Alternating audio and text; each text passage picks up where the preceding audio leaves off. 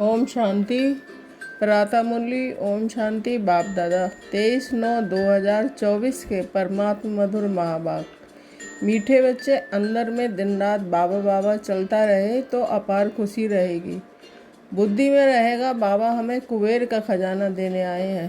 प्रश्न है, बाबा किन बच्चों को ऑनेस्ट ईमानदार फूल कहते हैं, उनकी निशानी सुनाओ। उत्तर, ऑनेस्ट फूल वह है जो कभी भी माया के बस नहीं होते हैं, माया की खिटपिट में नहीं आते हैं। ऐसे ऑनेस्ट फूल लास्ट में आते भी फास्ट जाने का पुरुषार्थ करते हैं। वह पुरानों से भी आगे जाने का लक्ष्य रखते हैं, अपने अवगुणों को निकालने के पुरुषार्थ में रहते हैं, दूसरे के अवगुणों को नहीं देखते हैं। ओम शांति। शिव भगवान उवाच, वह हुआ रूहानी बाप, क्योंकि शिव तो सुप्रीम रूह है ना, आत्मा है ना। बाप तो रोज रोज नई बातें समझाते रहते हैं। गीता सुनाने वाले सन्यासी आदि बहुत हैं, वह बाप को याद कर न सकें। बाबा अक्षर कभी उनके मुख से निकल न सके। ये अक्षर है ही गृहस्थ मार्ग वालों के लिए, वह तो है निर्वृत्ति मार्ग वाले। वह ब्रह्मा को ही याद करते हैं, मुख से कभी बाबा शिव बाबा नहीं कहेंगे। भल तुम जांच करो, समझो बड़े बड़े विद्वान सन्यासी चिमनिया नंद आदि गीता सुनाते हैं। ऐसे नहीं है कि वे गीता का भगवान श्री कृष्ण को समझ उनसे योग लगा सकते हैं, नहीं। वह तो फिर भी ब्रह्मा के साथ योग लगाने वाले ब्रह्म ज्ञानी व तत्व ज्ञानी हैं। श्री कृष्ण को कभी कोई बाबा कहे, ये तो हो नहीं सकता। तो श्री कृष्ण गीता सुनाने वाले बाबा तो नहीं ठहरा। शिव को सब बाबा कहते हैं क्योंकि वह सब आत्माओं का बाप है। अब आत्माएं उनके पुकारती हैं। परमपिता परमात्मा वह है सुप्रीम परम है, क्योंकि परम धाम में रहने वाला है। तुम भी सब परम धाम में रहते हो, परंतु उनको परमात्मा कहते हैं। वह कभी पुनर्जन्म में नहीं आते हैं, खुद कहते हैं मेरा जन्म दिव्य और अलौकिक है। ऐसे कोई रथ में प्रवेश कर तुमको विश्व का मालिक बनने की युक्ति बताए, ये और कोई हो नहीं सकता। तब बाप कहते हैं मैं जो हूँ जैसा हूँ मुझे कोई भी नहीं जानते। मैं जब अपना परिचय दूँ तब जान सकते हैं। ये ब्रह्मा को अथवा तत्वों को मानने वाले श्री कृष्ण को फिर अपना बाप कैसे मानेंगे। आत्माएं तो सब बच्चे ठहरे ना, श्री कृष्ण को सब पिता कैसे कहेंगे। ऐसे थोड़े ही कहेंगे कि श्री कृष्ण सबका बाप है, हम सब ब्रदर्स हैं, ऐसे भी नहीं। श्री कृष्ण सर्वव्यापी है, सब श्री कृष्ण थोड़े ही हो सकते हैं। अगर सब श्री कृष्ण हों तो उनका बाप भी चाहिए। मनुष्य बहुत भूले हुए हैं, नहीं जानते हैं, तब तो कहते हैं मुझे कोटों में कोई जानते हैं। श्री कृष्ण को तो कोई भी जान लेंगे, सब विलायत वाले भी उनको जानते हैं। लॉर्ड कृष्णा कहते हैं ना, चित्र भी है, असली चित्र तो है नहीं। भारतवासियों से सुनते हैं इनकी पूजा बहुत होती है, तो फिर गीता में लिख दिया है श्री कृष्ण भगवान। अब भगवान को भला लॉर्ड कैसे लॉर्ड कहा जाता है क्या? लॉर्ड कृष्णा कहते हैं।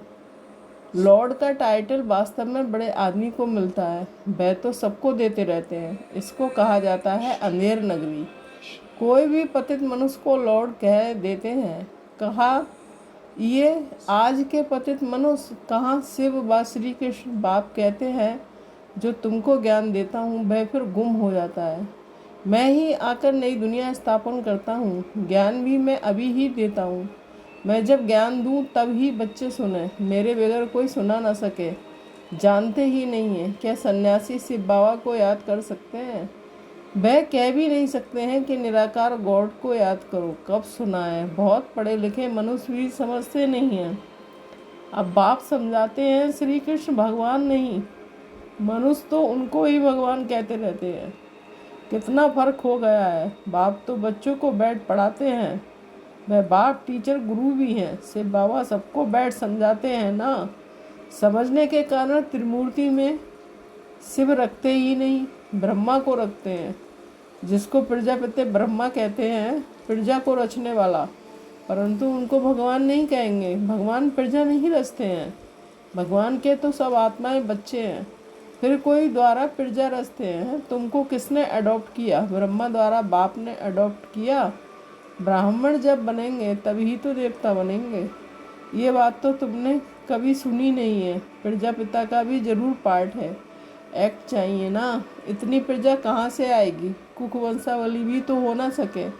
वह कुक वंशावली ब्राह्मण कहेंगे, हमारा सरनेम है ब्राह्मण। नाम तो सबका अलग अलग है। प्रजापिता ब्रह्मा तो कहते ही तब है जब शिव बाबा इनमें प्रवेश करें। ये नई बातें हैं, बाप खुद कहते हैं मुझे कोई जानते ही नहीं है।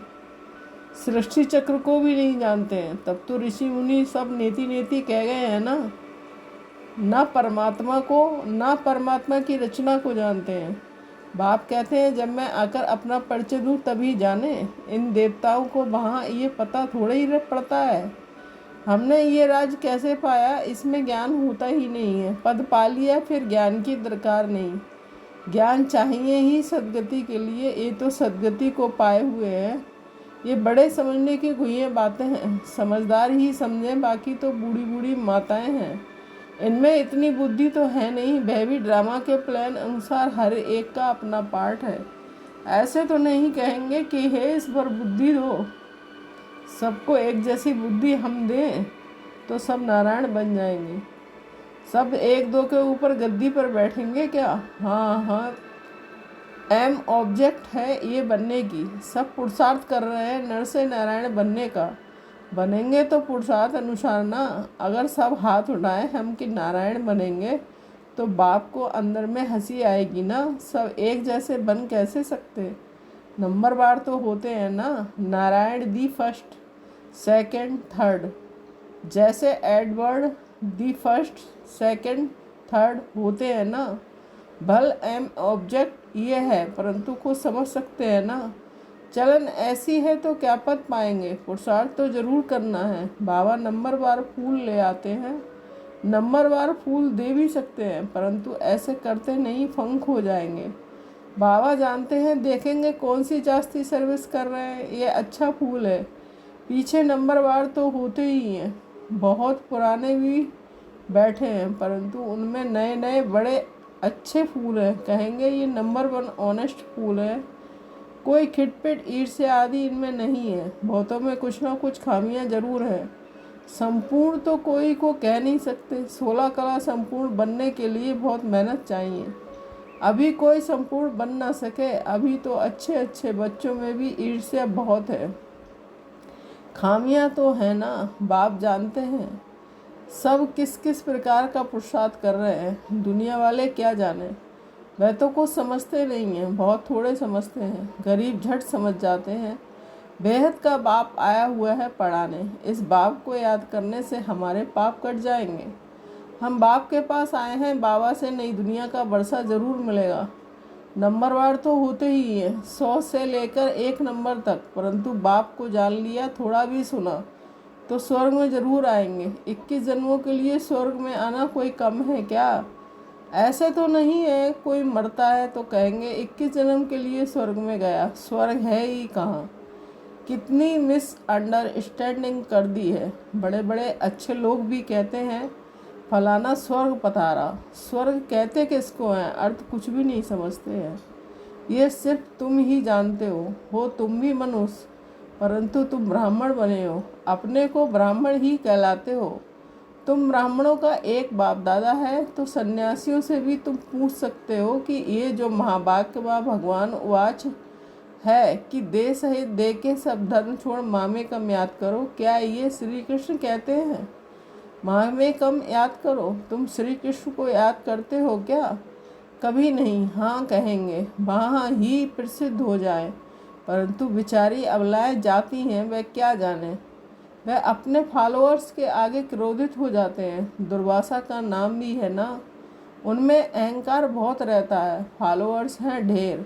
भक्ति का राज है ना। उनसे पूछने की कोई में ताकत नहीं रहती है। नहीं तो उनको कह सकते हैं तुम तो शिव बाबा की पूजा करते हो। अब भगवान किसको कहेंगे? क्या ठक्कर बित्तर में भगवान है? आगे चल इन सब बातों को समझेंगे। अभी नशा कितना है सभी पुजारी, पूज नहीं कहेंगे। बाप कहते हैं मेरे को बिरला कोई जानते हैं। मैं जो हूँ जैसा हूँ, तुम बच्चों में भी बिरले कोई एक्यूरेट जानते हैं। उनको अंदर में बहुत खुशी रहती है। ये तो समझते हैं ना, बाबा ही हमको स्वर्ग की बादशाही देते हैं, कुबेर के खजाने मिलते हैं। अल्लाह अव्वल दीन का भी खेल दिखाते हैं ना, ठक्का करने से खजाना निकल आया, बहुत खेल दिखाते हैं। खुदा दोस्त बादशाह क्या करते थे, उस पर भी कहानी है। पुल पर जो आता था उनको एक दिन की राजाई दे रवाना कर देता था। ये सब है कहानियाँ। अभी बाप समझाते हैं, खुदा तुम बच्चों का दोस्त है, इनमें प्रवेश कर तुम्हारे साथ खाते पीते हैं, खेलते भी हैं। शिव बाबा का और ब्रह्मा बाबा का रथ एक ही है, तो जरूर शिव बाबा भी खेल तो सकते होंगे ना। बाप को याद कर खेलते हैं तो दोनों इनमें हैं, तो दो ना, बाप और दादा। परंतु कोई भी समझते नहीं है, कहते हैं रथ पर आए तो वह फिर घोड़े गाड़ी का रथ बना दिया, ऐसे भी नहीं कहेंगे। श्री कृष्ण में शिव बाबा बैठ ज्ञान देते हैं, वह फिर कह देते हैं श्री कृष्ण भगवान उवाच। ऐसे तो नहीं कहते ब्रह्मा भगवान उवाच, नहीं, ये है रथ शिव भगवान उवाच। बाप बैठ तुम बच्चों को अपना और रचना के आदि मत अंत का परिचय, ड्यूरेशन बताते हैं। जो बात कोई भी नहीं जानते, सेंसिबल जो होंगे वह बुद्धि से काम लेंगे। सन्यासियों को तो सन्यास करना है, तुम भी शरीर सहित सब कुछ सन्यास करते हो। जानते हो ये पुरानी खल है, हमको तो अब नई दुनिया में जाना है। हम आत्मा यहीं रहने वाली नहीं है, यहाँ पाठ बजाने आए हैं। हम रहवासी परम धाम के हैं, ये भी तुम बच्चे जानते हो। महान निराकारी झाड़ कैसा है, सभी आत्माएं वहाँ रहती हैं। ये अनादि ड्रामा बना हुआ है, कितनी करोड़ों जीव आत्माएं हैं, इतने सब कहाँ रहते हैं निराकारी दुनिया में। बाकी ये सितारे तो आत्मा नहीं है। मनुष्यों ने तो इन सितारों को भी देवता कह दिया है, परंतु वह कोई देवता है नहीं। ज्ञान सूर्य तो हम शिव बाबा को कहेंगे, तो उनको फिर देवता थोड़े ही कहेंगे। शास्त्रों में तो क्या क्या बातें लिख दी हैं। ये है सब भक्ति मार्ग की सामग्री, जिससे तुम नीचे ही गिरते आए हो। 84 जन्म लेंगे तो जरूर नीचे उतरेंगे ना। अभी ये है आयरन एजड दुनिया, सत्य को कहा जाता है गोल्डन एजड दुनिया। वहाँ कौन रहते थे, देवताएं। वह कहाँ गए ये किसको भी पता नहीं। समझते भी हैं पुनर्जन्म लेते हैं। बाप ने समझाया है, पुनर्जन्म लेते लेते देवता से बदल हिंदू बन गए हैं, पतित बने हैं ना। और किसका भी धर्म बदली नहीं होता है। इनों का धर्म क्यों बदली होता है, किसको पता नहीं। बाप कहते हैं धर्म भ्रष्ट, कर्म भ्रष्ट हो गए। देवी देवता थे तो पवित्र जोड़े थे, फिर रावण राज में तुम अपवित्र बन गए हो, तो देवी देवता कहला ना सके, इसलिए नाम पड़ गया है हिंदू। देवी देवता धर्म श्री कृष्ण भगवान ने नहीं स्थापन किया, जरूर शिव बाबा ने ही आकर किया होगा। शिव जयंती शिवरात्रि भी मनाई जाती है, परंतु उसने क्या आकर किया ये किसको भी पता नहीं है। एक शिव पुराण भी है, वास्तव में शिव की एक गीता ही है जो शिव बाबा ने सुनाई है, और कोई शास्त्र है नहीं। तुम कोई भी हिंसा नहीं करते हो, तुम्हारा कोई शास्त्र तो बनता नहीं है। तुम तो नई दुनिया में चले जाते हो। सतयुग में कोई भी शास्त्र गीता आदि होता नहीं है, वहाँ कौन पढ़ेंगे। वह तो कह देते हैं ये वेद शास्त्र आदि परंपरा से चले आते हैं, उन्हों को कुछ भी पता नहीं है। स्वर्ग में कोई शास्त्र आदि होता नहीं है। बाप ने तो देवता बना दिया, सबकी सदगति हो गई, फिर शास्त्र पढ़ने की क्या दरकार है, वहाँ शास्त्र होते नहीं हैं। अभी बाप ने तुम्हें ज्ञान की चाबी दी है, जिससे बुद्धि का ताला खुल गया है। पहले ताला एकदम बंद था, कुछ भी समझते नहीं थे। अच्छा मीठे मीठे सिकीले बच्चों के प्रति माता पिता बाप दादा का याद प्यार और गुड मॉर्निंग। रूहानी बाप की रूहानी बच्चों को नमस्ते। हम रूहानी बच्चों की रूहानी माता पिता बाप दादा को याद प्यार गुड मॉर्निंग, नमस्ते नमस्ते, शुक्रिया बाबा शुक्रिया। धारणा के लिए मुख्य सार 1 पॉइंट, किसी से भी ईर्ष्या आदि नहीं करनी है। खामियां निकाल संपूर्ण बनने का पुरुषार्थ करना है। पढ़ाई से ऊंच पद पाना है। 2 पॉइंट, शरीर सहित सब कुछ संन्यास करना है। किसी भी प्रकार की हिंसा नहीं करनी है, अहंकार नहीं रखना है। वरदान, अविनाशी और बेहद के अधिकार की खुशी व नशे द्वारा सदा निश्चिंत भव। स्पष्टीकरण, दुनिया में बहुत मेहनत करके अधिकार लेते हैं, आपको बिना मेहनत के अधिकार मिल गया। बच्चा बनना अर्थात अधिकार लेना। बाहर में श्रेष्ठ अधिकारी आत्मा। इस बेहद के अधिकार के नशे और खुशी में रहो तो सदा निश्चिंत रहेंगे। यह अविनाशी अधिकार निश्चिंत ही है। जहाँ निश्चित होता है वहाँ निश्चिंत होते हैं। अपनी सर्व जिम्मेवारियाँ बाप के हवाले कर दो तो सब चिंताओं से मुक्त हो जाएंगे। स्लोगन: जो उदार चित्त विशाल दिल वाले हैं वही एकता की नींव है। ओम शांति। Thank you. आओ।